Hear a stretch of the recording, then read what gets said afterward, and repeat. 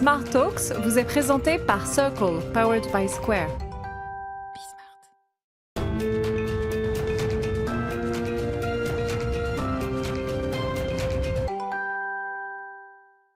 Bonjour à tous, ravi de vous retrouver pour ce nouveau numéro de Smart Talk, l'émission qui déshabille les entreprises à la rencontre des coulisses de leur stratégie avec Gus, le passionné de la stratégie. Il va poser ses questions. Comment ça va, Gus, aujourd'hui ? Écoute, pas mal. Bien. Très content. Ouais. Et toi, tout va bien ? Moi, ça va bien parce que j'évoquais une émission qui déshabille les entreprises. Et aujourd'hui, je dirais que ça tombe à point nommé parce que nous accueillons la directrice générale d'Etam. Bonjour, Patricia Franvoise. C'était pas un jeu de mots, c'était un peu fait exprès parce que on va parler de lingerie, on va parler de votre business, de votre stratégie. Il faut quand même préciser que c'est 5000 collaborateurs, le groupe Etam, avec des marques, Undies, Maison 123 et des participations dans Livy et dans IC. Vos journées sont bien occupées parce que là, juste après l'émission, si j'ai bien compris, vous allez choisir les maillots de bain pour la saison qui va arriver, donc c'est des moments importants. Comment vous regardez ce sujet de la lingerie, de la confection du textile, Gus ? Comme dans toutes les grosses boîtes de FMCG, alors là, on ne peut pas dire que la lingerie soit vraiment une FMCG à proprement dit. FMCG, c'est Fast Moving Goods. Okay, donc c'est tout ce que tu achètes en supermarché.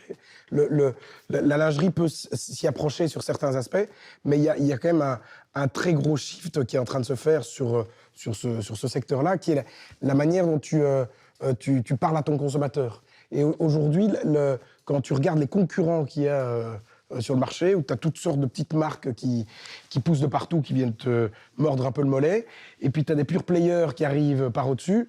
Toi, tu te retrouves un peu coincé là, entre les deux. Est-ce que ça, c'est quelque chose que tu ressens ? Est-ce que vous sentez ça au niveau des chiffres, en se disant, tiens, on sent qu'on est en train de se faire manger un peu le mollet par en dessous par des petites marques un peu bobos qui sont très locales mais qui fonctionnent pas mal, et des pure players qui arrivent avec leurs produits blancs pour essayer d'étouffer un peu le marché. C'est quelque chose que tu sens dans les chiffres ou pas trop ? Alors, manger le mollet, peut-être pas, mais effectivement, en fait, en tout cas, c'est fast moving, ça c'est très clair, c'est un marché qui bouge énormément, et ce qui est très intéressant, c'est qu'il y a pas mal de petites marques qui arrivent avec des propositions qui sont intéressantes et qui nous forcent à aller toujours de l'avant. Après, quand je vous dis manger le mollet, pas tout à fait, parce que même en 2020, on a confirmé notre position de leader, on a continué à progresser très fortement. Donc je pense que c'est pas exactement ça, mais en revanche, c'est challenging. Tout à fait. Et ça bouge très fortement. Ça bouge aussi parce qu'il y a un renouveau de la mode complet autour de l'éco-responsabilité. On va en parler, c'est un élément important pour vous. L'éco-responsabilité, et puis de ce qu'est être belle ou beau, quoi. Il y a plusieurs sujets. Il y a le sujet de... avant, on achetait de la lingerie pour l'homme en face de soi. Maintenant, on achète de la lingerie pour soi. Donc, c'est un rapport au corps qui est très important. Tout à fait. Ça fait bouger aussi à cause de l'éco-responsabilité. Et puis, ça bouge aussi dans les attentes des clientes, qui sont très différentes il y a 10 ans. Avant, on attendait de la lingerie très structurée, très armaturée. Et aujourd'hui, on est dans une attente de sensations invisible, de rien bien-être sentir. Et douceur, Voilà, bien-être, douceur, confort. Tout ça fait que ça bouge énormément. Et du coup, pour retourner un peu sur ceux qui te mangent pas le mollet, mais qui te croquent un peu l'orteil, est-ce que... On a réduit, là. Mais quand tu regardes, par exemple, tu prends une industrie comme AB InBev, donc les brasseurs, ils sont leaders mondiaux, ils sont extrêmement bien installés. Ça n'empêche que les petites brasseries commencent à franchement les embêter, et ils sont dans une politique de rachat extrêmement importante. Est-ce que ça, c'est quelque chose que vous commencez à regarder en disant, tiens, il y a une petite marque sympa, je vais commencer à mettre dessus, parce que l'image de la grosse marque, et c'est un peu ça le challenge aussi dans les FMCG, c'est que c'est pas non seulement du fait que ces petites boîtes ont des choses innovantes et intéressantes à mettre en place, c'est que l'image qu'elles portent, c'est ça que le consommateur veut. C'est-à-dire que c'est quelque chose de petit, quoi. Alors, il y a effectivement, au niveau du groupe, on a cette stratégie de regarder les petites marques et de voir ce qu'on peut faire avec elles. Au niveau de la marque Etam, en fait, là, je vais lancer là, au mois de juillet une stratégie de marque invitée. Donc, donner de la visibilité à des jeunes marques sur notre site et dans nos magasins. Donc là, on va commencer... Ils présentent leur gamme sur le site Etam. Voilà, qui vont présenter. Donc, on leur donne accès à un site qui a quand même 100 millions de visiteurs par an. Donc, c'est quelque chose de belle vitrine. belle vitrine. Et en même temps, c'est un échange à chaque fois ensemble de... Il y a un vrai win-win sur le sujet. Juste un mot, on a commencé l'entretien sur la notion d'éco-responsabilité. Il y a un vrai sujet sur le textile, sur le gaspillage, sur ces vêtements fabriqués à l'autre bout du monde, qui coûtent finalement rien. Vous menez une réflexion sur le sujet, vous avez lancé WeCare. Et je suis allé sur le site, en préparant l'émission, j'ai découvert que vous faisiez des photos très brutes, montrer les usines, montrer les gens qui travaillent. C'est quoi l'esprit là? Quelle est la stratégie ça, derrière ces images? Alors, il y a trois gros volets en fait, dans la stratégie WeCare pour la marque Etam. On en a 7 en vrai, mais il y en a 3 qui sont vraiment prépondérants en ce moment. Il y en a un qui est vraiment sur la matière, donc dans le travail de la belle matière éco-responsable. Donc, en 2019, on avait 9% de matière éco-responsable dans nos collections. J'ai mis un coup d'accélérateur, donc en 2020, on est passé à 25%. Là, en fin 2021, on sera à 50%. Et je te challenge juste sur la partie éco-responsable. Ça veut dire quoi, éco-responsable? Nous, on est assez strict. C'est-à-dire on est même très strict parce qu'on s'est engagé dans le Fashion Pact. Et on a donc ce label WeCare qui est plus strict que juste de dire on a de la matière bio. Ah, vous l'avez labellisé, c'est un label. Voilà, on a un label. Donc, c'est non seulement sur la matière, mais aussi sur la façon dont c'est produit. Bien sûr. Donc, c'est très strict et on s'est engagé à être à 80% en 2025. Là, je pense que l'année prochaine, on sera déjà à... là, cette année, on est à 50, donc on va vraiment monter encore l'année prochaine. Et le label, des labels qui sont réellement portés au niveau étatique, est-ce que dans le textile, est-ce que c'est en train d'arriver? Parce qu'on a vu des choses par rapport à déjà dans les électroménagers à la base. Il y a pas mal de labels. En fait, il y a beaucoup de labels. Aujourd'hui, il n'y en a qui ne sont pas pas un portés seul. par l'État, vraiment. C'est vrai. Aujourd'hui, il n'y en a pas un seul qui donne le ton. Ils sont des labels de l'ordre du vin. Quand j'ai gagné la médaille d'or, ok, super, mais c'est toi qui te la donne. Donc, à quel niveau on a vraiment est-ce qu'il y a des labels vraiment solides qui sont en train d'être construits? Il y a des labels solides, mais qui ne sont pas encore tous soit reconnus, soit utilisés par tous. Donc là, on est dans un engagement. Nous, on a pris, je dirais, la base la plus compliquée. Et notre label WeCare est un label très compliqué. Donc parfois, j'ai des produits, par exemple, éco-responsables. Bien, c'est un label partagé. C'est le label groupe qu'on a fait. C'est un label groupe. Et parfois, on a des produits en éco-responsable, mais qui ne sont pas labellisés WeCare, parce qu'ils n'ont pas toutes les étapes du WeCare. Donc, parce que c'est la matière, c'est la façon dont c'est produit, c'est tous les audits réalisés. Donc, je reviens sur votre question d'éco-responsabilité. Donc, il y a ce volet sur la stratégie que ça sous-tend. Voilà. La stratégie, c'est une stratégie de matière. Après, il y a une stratégie de recyclage qui est très importante. Et le recyclage, c'est sur 2 volets. Il y en a un qui est de créer des matières à partir de matières recyclées. Donc là, j'ai par exemple 60% de mes collections bains sont en matière recyclée. Ma plus grosse ligne en termes de propre recyclage, on est d'accord? Oui. Et non, pas de notre propre recyclage, de matière recyclée. Que vous récupérez, d'accord. Et on a des matières, par exemple, notre plus importante ligne de lingerie, de corsetterie, est aussi à base de dentelle recyclée. Donc nous, on a beaucoup travaillé la dentelle recyclée. Après, on a un autre volet sur... Juste sur le recyclage, est-ce qu'il y a un modèle économique qui tient la route, ou bien est-ce que c'est pour obtenir un label? C'est-à-dire, non, on a, en fait... Parce qu'aujourd'hui, c'est plus économique de faire des produits recyclés, parce qu'on a commencé à avoir une chaîne qui tient la route, ou bien on le fait pour faire plaisir aux consommateurs et à un moment, il faut s'y retrouver dans le prix en bas sur la top line? Alors, on ne le fait pas pour faire plaisir aux consommateurs, on le fait parce que c'est mis au cœur de notre stratégie et c'est au cœur du réacteur. Et pour moi, on est une marque de lingerie qui a un impact positif sur la société. C'est plus contraignant, Patricia? Mais par contre, c'est beaucoup plus contraignant. Ouais. En revanche, on ne gagne pas plus d'argent. Très clairement, on en perd un peu, parce qu'un produit qui est fait sous le label WeCare est plus cher, nous coûte plus qu'un produit qui n'est pas encore WeCare.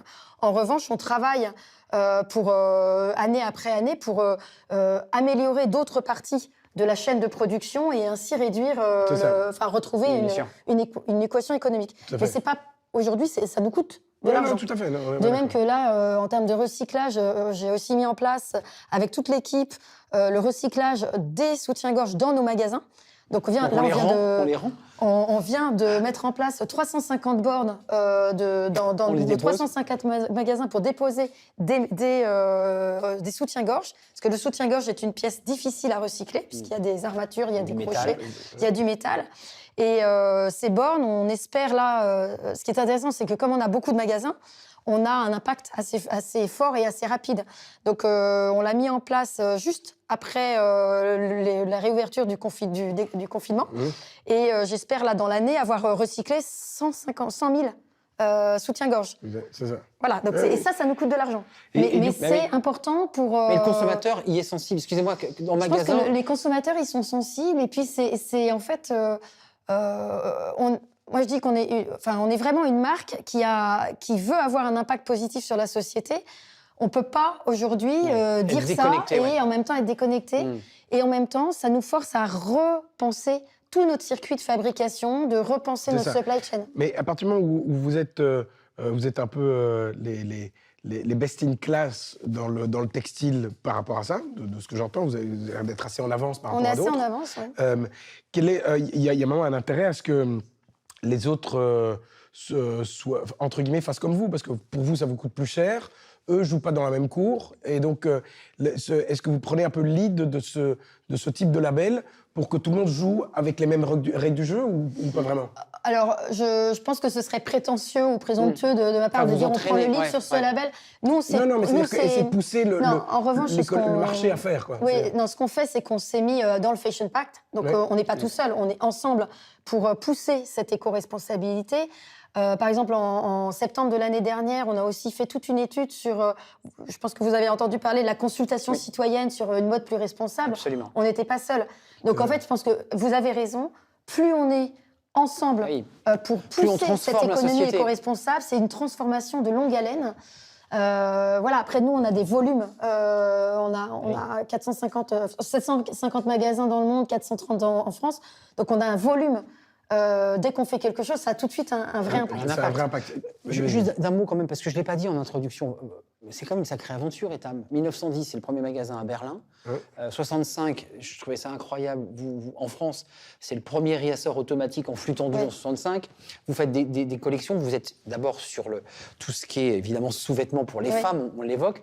Et il y a votre patron, Laurent Milchior, qui dit cette phrase: transformer une société demande de se mettre en danger. Tout le temps. Qu'est-ce qu'il dit? Qu'est-ce que ça dit de la stratégie? Quand on se met en danger, ça veut dire qu'on est en permanence en train de se transformer, d'avancer? Oui, en fait, se mettre en danger, il a entièrement raison. On est dans une société très entrepreneur, vraiment avec un esprit entrepreneur. Donc, se mettre en danger, dans sa tête et dans ses mots, c'est on essaye, on tente. On n'arrête pas de faire bouger nos lignes. Face à vous, c'est Zara et H&M quand même. Il y a H&M et Zara quand même en face. Oui, mais c'est costaud quand même. On est obligé. C'est-à-dire que on est toujours en mouvement. Et se mettre en danger, c'est savoir prendre des décisions sans savoir exactement ce qui va nous arriver. Et c'est ce qui nous rend finalement très agiles, très flexibles. Et c'est vrai qu'Etam est une marque très innovante, pas seulement dans ses produits, mais aussi dans le digital. On a été une des marques les plus innovantes et on l'est encore. On est toujours en train d'apporter des choses nouvelles. Et c'est ça, se mettre en danger dans son esprit, ça veut dire ça. Et on est tous pareils dans le groupe et à la marque. On a cet esprit frondeur, entrepreneur, d'essayer. Et essayer, ça veut dire aussi réussir, mais ça veut dire aussi avoir des échecs et rebondir dessus.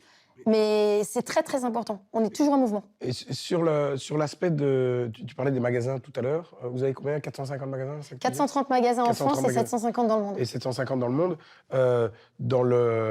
Il y a certaines industries qui font des petits marches arrière sur le physique. Beaucoup moins que ce qu'on pourrait l'imaginer, parce que le physique reste extrêmement important. C'est quoi la vision d'Etam sur le sujet? Alors, ma vision, c'est que là, aujourd'hui, on est à 80-20. 80% en physique et 20% en digital. Notre vision avec Laurent, c'est d'aller vers du 35-40. Mais c'est surtout que moi, je crois fondamentalement au retail physique. En revanche, il faut le transformer. Et ce retail physique, il doit avoir... une expérience. Voilà, il faut créer une expérience. Et finalement, il faut avoir la même fluidité et la même exigence de qualité, d'expérience en magasin que ce qu'on a sur Internet. Et c'est ça qui est très intéressant, c'est que le digital et cet esprit de tout de suite, maintenant, parfaitement... Oui. doit arriver en magasin. Et ça nous force à changer nos façons de travailler. Donc là, par exemple, moi, je dirais, on vient de déployer avec toutes mes équipes la RFID dans tous nos magasins. ce qui va nous aider à normalement avoir un ajustement de stock. Oui, c'est pour ça que j'évoquais en 65 le réassort en flux tendu. Du réassort en flux tendu, oui. c'est des très gros investissements. Et je vous parlais tout à l'heure de cette stratégie omnicanal. Au-delà du digital, c'est vraiment l'omnicanal qui est important. C'est les deux mêlés, quoi, en fait. Parce que la cliente et vous-même, quelle que soit la personne... Nous sommes clients pour acheter... Voilà. J'espère que vous êtes client d'Etam aussi. Mais la cliente et le client passent sans arrêt du site pour préparer son achat, au magasin pour acheter, essayer, trouver quelque chose, un conseil, et ça, tu un le lien. vois dans tes chiffres? Ah ben non, on le voit très bien. En fait, on a l'indice ROPO, donc c'est Research Online, Purchase Offline, et ça on le voit très bien. C'est un va-et-vient entre le téléphone portable. Et c'est un va-et-vient entre les deux. Parce qu'on a aussi des gens qui vont en magasin, qui essayent en magasin, qui regardent, et puis qui finalement vont aller acheter tranquillement à la maison. Donc c'est un va-et-vient entre les deux. Et aujourd'hui, on a, je dirais qu'on a encore 75% de fonctionnalités. Je pense, je dis 75%, c'est peut-être un peu plus, un peu moins, mais l'idée c'est, on a encore une énorme partie de façon de faire le business qui est encore inconnue. Il y a de la marge. Complètement inconnue.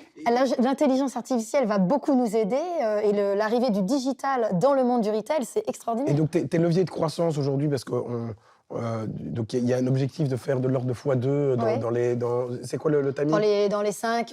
dans les gros 5 ans à venir, très bien. Tes gros leviers de croissance, tu en parlais tout à l'heure, c'est l'international, on va y revenir dessus. Est-ce que tu as des sujets de croissance qui sont autres que juste se dire « je vais ouvrir un nouveau pays » mais je vais déployer un nouveau service, un nouveau business model, une nouvelle typologie de produits, parce qu'en fait, je me sens légitime à plus faire de la lingerie, mais commencer à faire des baskets, je dis n'importe quoi. Mais est-ce que déjà stratégiquement, vous avez une vision de se dire, OK, voilà mes quelques gros leviers de croissance, c'est là que je vais aller investir?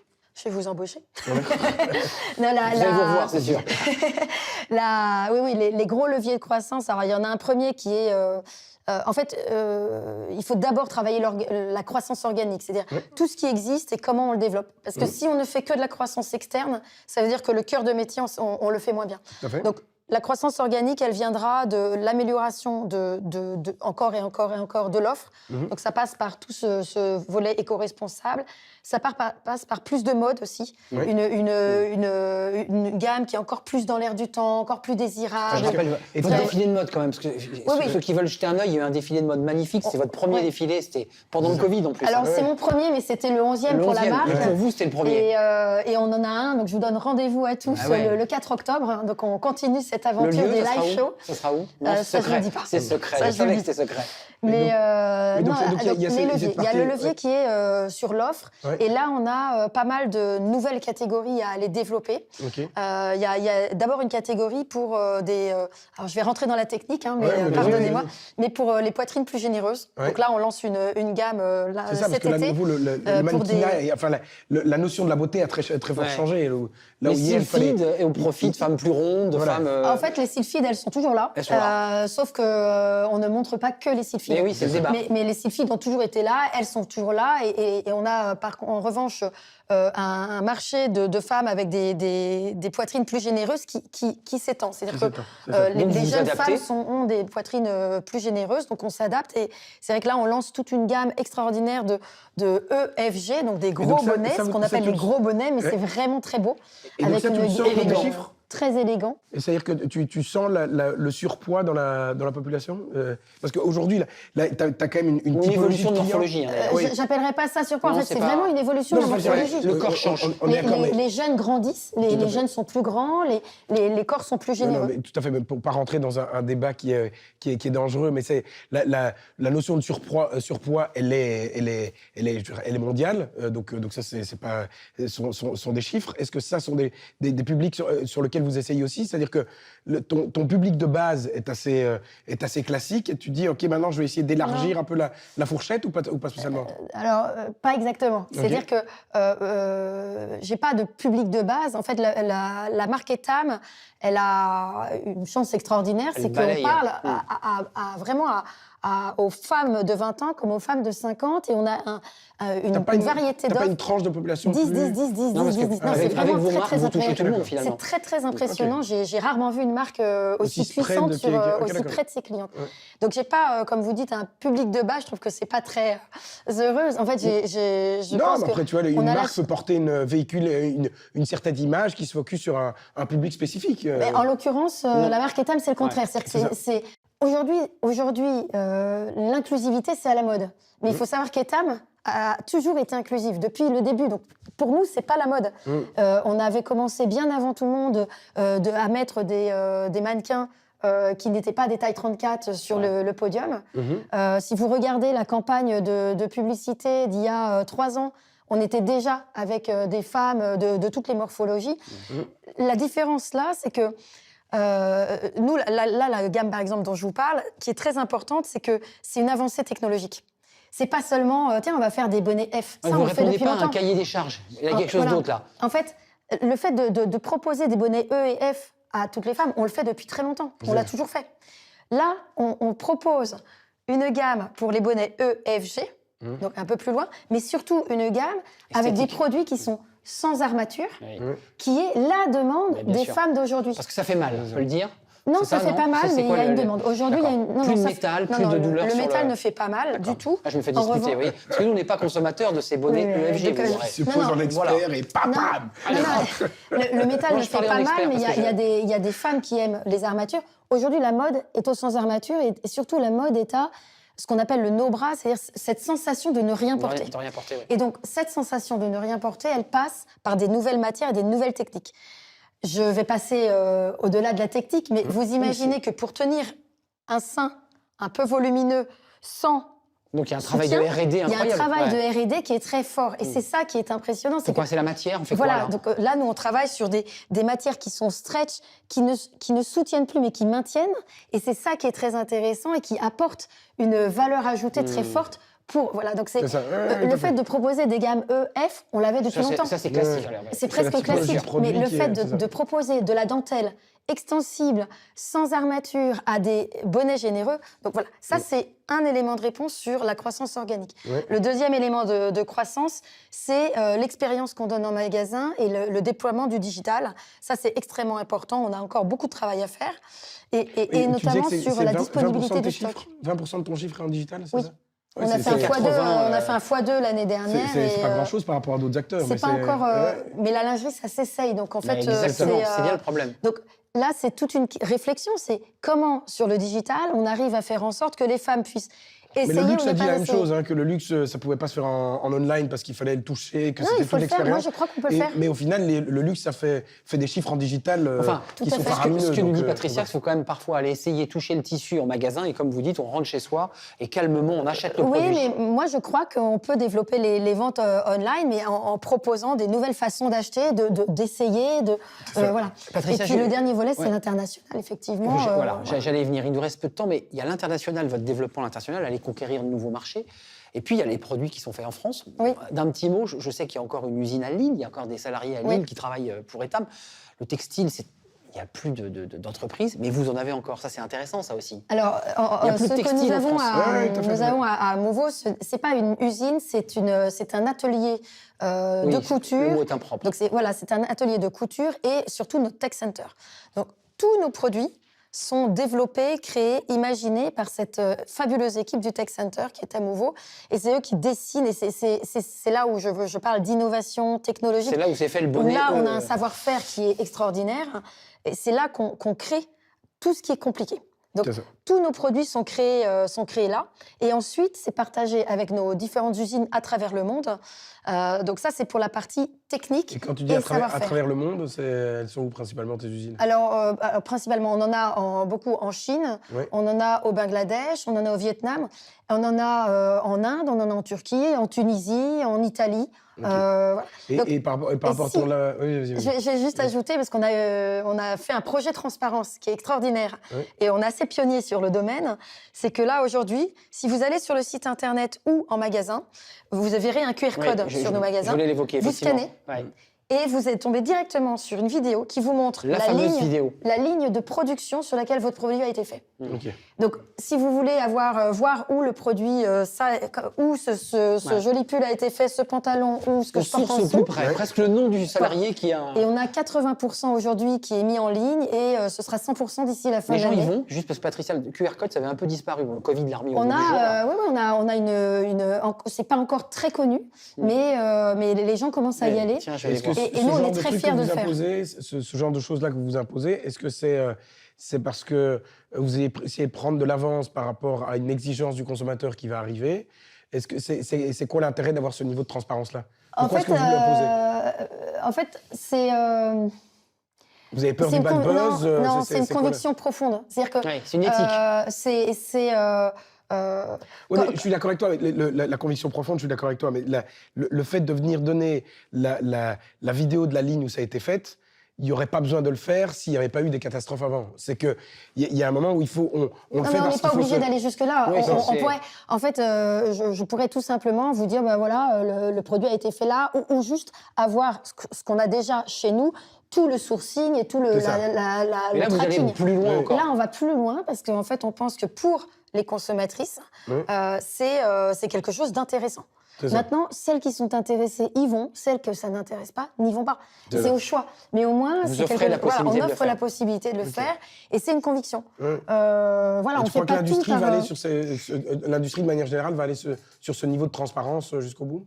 Je pense que ça dépendra des marques et de l'engagement. En fait, vous savez, on peut faire les choses sous contrainte ou on peut les faire par conviction ou par envie. Bien sûr. Avec Laurent, on est très convaincus et on a beaucoup d'envie. Donc ça, c'est un projet vraiment prioritaire et qu'on a mis en avant. C'est pas facile à faire. Et c'est vrai qu'on fait... voilà, c'est une conviction. C'est ça. Et alors sur un dernier mot. juste pour terminer sur l'international, c'est quoi les pays où Etam a une légitimité de pouvoir aller s'installer? D'ailleurs, vous y allez avec la marque Etam? Oui, on a 55 pays et c'est vrai que c'est un gros axe de déploiement. Donc, dans notre idée, c'est effectivement de continuer la croissance très forte en Espagne, en Russie, en Belgique, en Suisse, donc dans nos pays européens. Et on a un gros travail là en Chine. Donc, on vient de relancer, de lancer la marque Etam en Chine. Des magasins? Non, pour l'instant, on est digital et l'idée, c'est d'aller regarder le retail, mais un peu plus tard. Et on vient de relancer la marque en Arabie Saoudite. Donc, on va déployer aussi sur le Moyen-Orient la marque Etam. Et on est aussi dans un projet de joint venture au Mexique. On a une belle présence en Amérique latine. Donc, on est un peu sur tous les continents. Et c'est chaque fois avec la marque Etam qui est légitime pour aller dans ces pays. Il y a une image de la France aussi, peut-être. Il y a la marque Etam et l'idée, en fait, c'est d'avoir cette lingerie qui est joyeuse avec ce petit touch parisien, français. Cette sexiness à la française qui est en même temps sexy, naturelle et qui est très à nous, en fait. C'est ça, ok.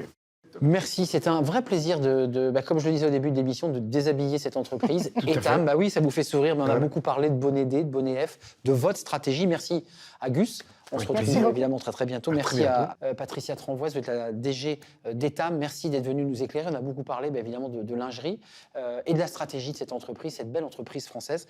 On se retrouve bientôt. À très bientôt, Arnaud, tout à fait. Un vrai plaisir. Merci à vous, merci de votre fidélité. Merci beaucoup. Merci Patricia. Et puis on se retrouve évidemment très bientôt pour un prochain numéro de Smart Talks. Bye bye.